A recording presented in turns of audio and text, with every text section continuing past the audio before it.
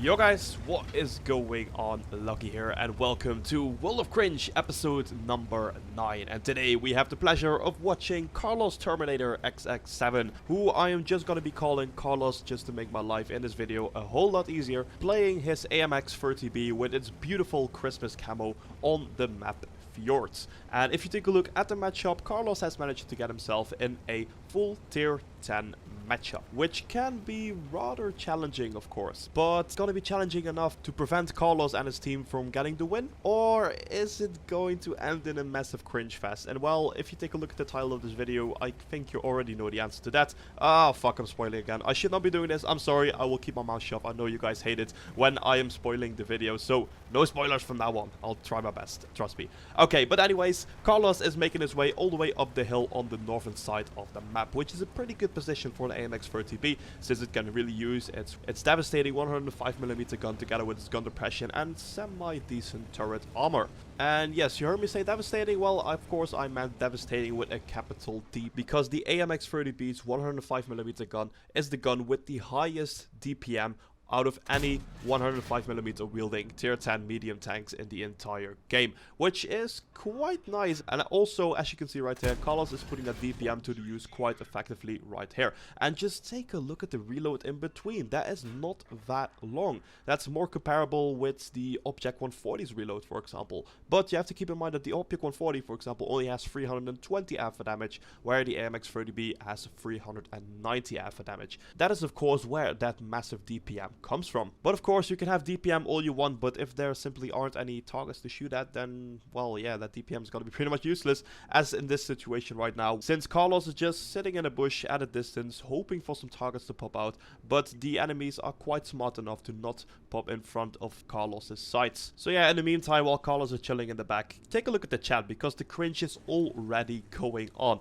because some guy in the Carlos's team calls his team the idiots, and then Carlos says very funnily, "Let the whining begin." And yeah, this is actually a very solid indication that the cringe is about to come in this episode. And since you guys kind of complained in my last episode that the cringe wasn't that amazingly cringe, well, trust me, this episode is gonna be a good old cringe fest, as you're all used to at the start of the World of Cringe series. But what is that cringe particularly going to be? Well, I guess in order for you to find that out, you have to stick all the way up until the end of the video, because this is again one of those episodes where all the cringe is mainly centered around the final part of the replay. So with that covered, meanwhile, Carlos finally got the courage to push further in the enemy's territory together with his T-57 heavy friend. They're kind of struggling a little bit in the bush. They're kind of taking it careful, which is of course very alright, because they do not know the majority of the enemy tanks' positions. So Carlos is sitting in the bush trying to use its massive viewage advantage, but oh, it looks like there's no time for that, since they're getting stormed by a Batchat 25T and an Object 140. And ooh, it doesn't look that good for the Batchat, since he gets clipped and hammered to that by Carlos and his teammates, the T-57 heavy. Oh, poor Frenchie. So yeah, that only leaves the Object 140 behind, who is, I think, now trying to retreat, since they saw the devastating power of that American autoloader in combination with that French high DPM heavy tank. But oh, hey, it doesn't look like the Object 140 was smart enough to pull back, since he takes a peek. And now Carlos and his T-57 heavy friend know exactly that the Object 140 has no plans to retreat, so Carlos can just wait for his T-57 heavy friend for its clip to reload, so they can further engage the Object 140 and clip him down, so they can further advance through enemy territory. So by the looks of it, Carlos is taking it easy right now, waiting for the T-57 to reload, and it kind of looks like the T-57 is already reloaded, because he's trying to peek some shots at the Object 140 here. So Carlos is still struggling a little bit, and I guess here he finally finds the courage to push a little bit forward so he can get some shots on that Badger, who is sitting in the bush. He manages to pan one of the shots on the Badger, which is very nice, because obviously you do not want to engage a Badger frontally, and ooh, he hit its ally there. That was some bad luck. I guess the T-57 heavy kind of mistimed its movement there, but luckily for the T-57 and luckily for Carlos, it didn't do any damage to him. So now with the Badge of Destruction gone, Carlos and his T-57 heavy friend really have to make a move right now, because it's not looking too great at the south for Carlos's team. So here we go, the Object 140 comes out again, and he gets absolutely hammered by that tier 10 auto-loading American heavy tank. So he gets whittled down quite far enough for Carlos to get the courage to push onto him, and he puts one shot into him, and then its teammates, the T-57 heavy, finishes off that Object 140. 40. So Carlos is doing a very good job into pushing onto enemy territory, but since the M60 is standing at the back aiming at him, he can't really push any further up until he gets unspotted by the M60. So once Carlos gets unspotted by the M60, he moves through the bushes, which is a very good call, so he can increase his camo rating and reduces the probability of him getting spotted in the open. While he's moving through the bushes, he gets a very nice glimpse at the Gorilla 15 and takes a nice shot at him, and Carlos's teammates do that as well, and therefore the Gorilla 15 dies rather quickly, which is very nice. Again, one less target for Carlos to worry about. So while Carlos and his teammates are making a wonderful push through the north, it doesn't look so great at the south, since the enemies broke through the southern defense line of Carlos's team. So it kind of is again like a counterclockwise formation, I always say. I don't know if that makes sense. Maybe it does, maybe it doesn't. I'll just leave that for you to decide. Anyways, Carlos and his T57 heavy friend, who I think have become best friends for now, since they never left each other's side since the start of the battle. But there's no time for such bromances, since Carlos spots the very dangerous tier 10 French autoloading tank destroyer, the AMX-50 Foch B. But it looks like Carlos already evaded the danger, since Carlos very wisely flanked around the Foch B, which allows Carlos to easily penetrate its very weak rear armor and eventually finishing off that dangerous tier 10 French autoloading tank destroyer. But of course, the adventures of Carlos and his T57 heavy best friend are going to continue, since they still have to deal with a FV4005, aka a shit barn, and Carlos very wisely dabs his free key right here, which means that he's firing HE rounds, which means that he does way more damage per shot right now, but he does have a very weak penetration to compensate for that. But of course, if you're fighting the 18mm thick turret of the FV4005, you do not need a lot of penetration, which allows Carlos to finish off the FV4005 not in 3 shots but in 2 shots, which can be very crucial indeed, especially throughout the end of a battle like this. So Carlos manages to put 1 shot into him, and after that the FV very wisely storms down the hill in order to avoid the second shot from Carlos, but sadly for the FV, he storms right into Carlos's best friend, the T57, who manages to put another shot into him, and afterwards the Conqueror gun carrier finishes off the job by splashing him to death, killing that FV4005 as well. So that was quite a hectic and exciting fight in the north, but they are not quite done yet, since Carlos and his best friend still have to make sure to secure the win for its team. And if you take a look at the team list, that doesn't seem too hard, since it's a 5 versus 2. So basically the only thing Carlos and his best friend have to do right now is just cap the base, sit in there for around a minute, and they have won the game.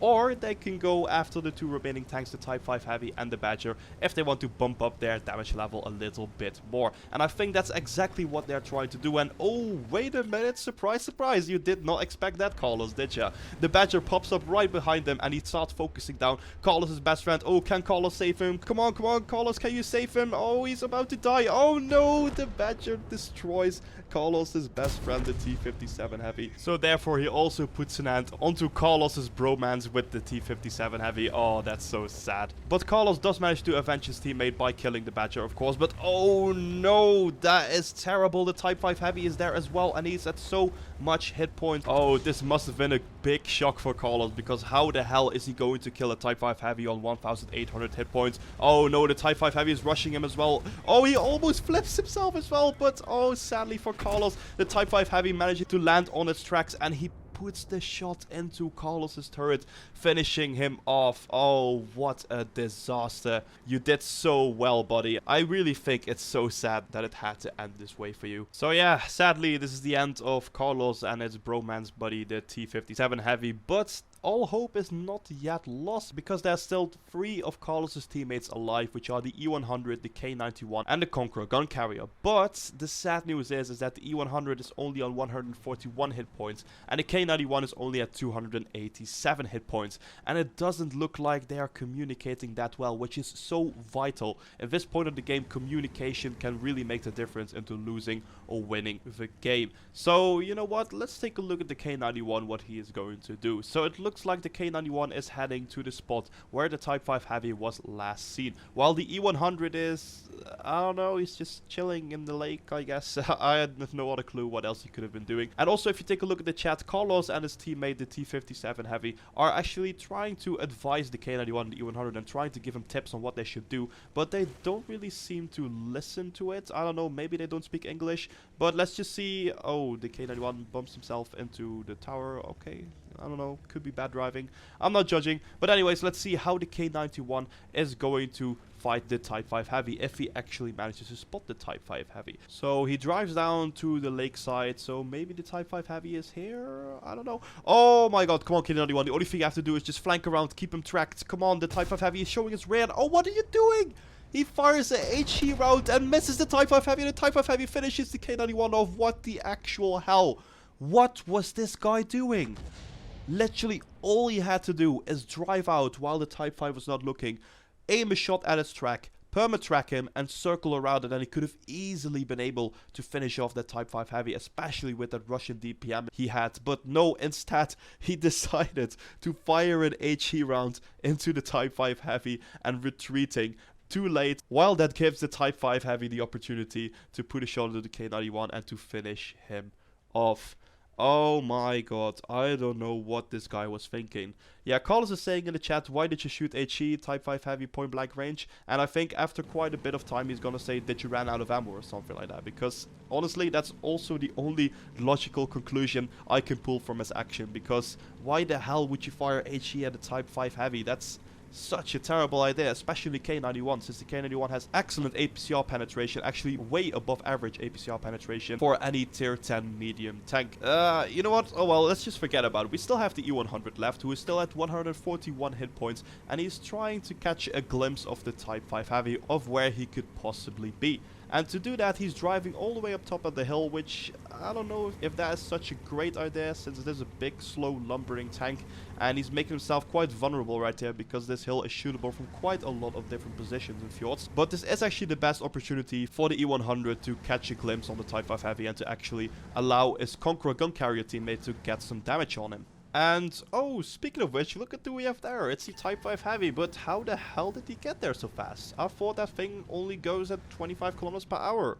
Oh, well, apparently he had some kind of boost, or I don't know, maybe I just suck at keeping track of time. Anyways, the E100 just spots the Type 5 Heavy, which is great because now the Conqueror gun carrier can try and get some extra damage on that Type 5 Heavy. And that's actually the best thing they could possibly do, is the E100 keeping the Type 5 Heavy spotted, while the Conqueror gun carrier tries to shoot him a couple of times, whittling down his hit points, which makes it easier for the E100 to kill him in a 1v1. And oh, if you take a look right there, the Conqueror gun carrier didn't really aim his shot so well, or maybe it's just the nature of the gun carrier's gun, since it isn't that accurate, but he actually misses the shot on the Type 5 Heavy, which is not that great, especially since the Type 5 Heavy is now coming up the hill, and while he's coming up the hill, he's actually also getting himself in an RT safe position. So the E100 is really on its own right now, and the E100 kinda has nowhere to go, and oh no, is he really going to do that? Are you really going to drop down? Oh, E100, what are you doing? That's not such a great idea. Hopefully he lands as well, and oh no. The E100 manages to get its tank up its side. Oh my god, how? How can you be this unlucky? Oh my god, this is so embarrassing. Oh, I just hope that the Type 5 Heavy doesn't really see him there. And oh my god, never mind. The Type 5 Heavy is coming its way. He spots the E100. Oh, the E100 tried to turn its turret, maybe get one more shot at it. The artillery slows him down a little bit, but the Type 5 repairs his track instantly, peeks around the corner and finishes off that E100. Together with possibly all the hopes for Carlos's team to actually win this game, since it now is a 1v1, a Conqueror gun carrier versus a Type 5 Heavy that still has 1,500 hit points.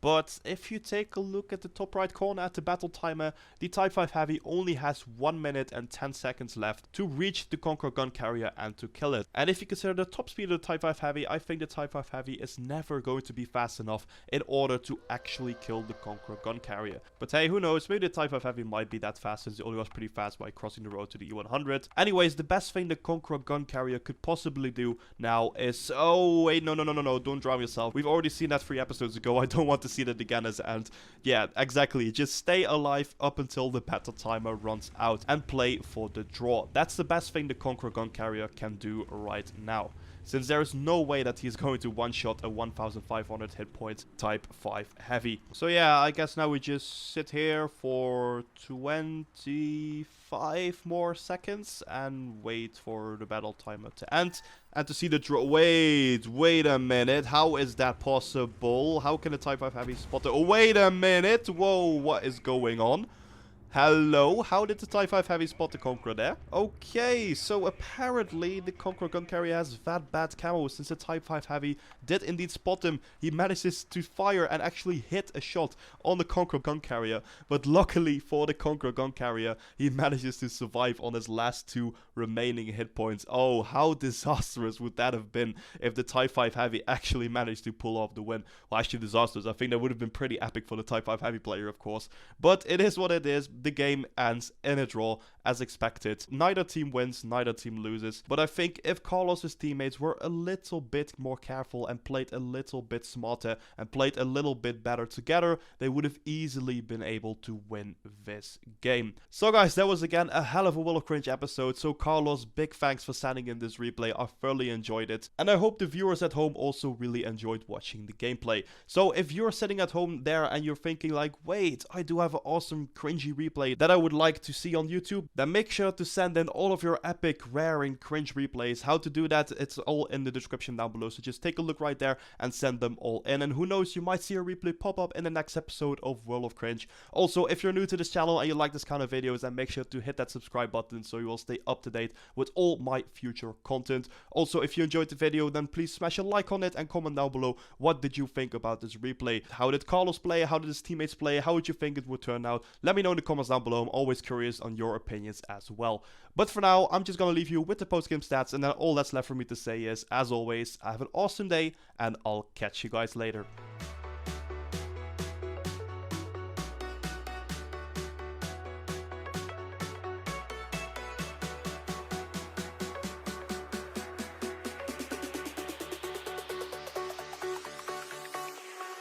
Jack it up.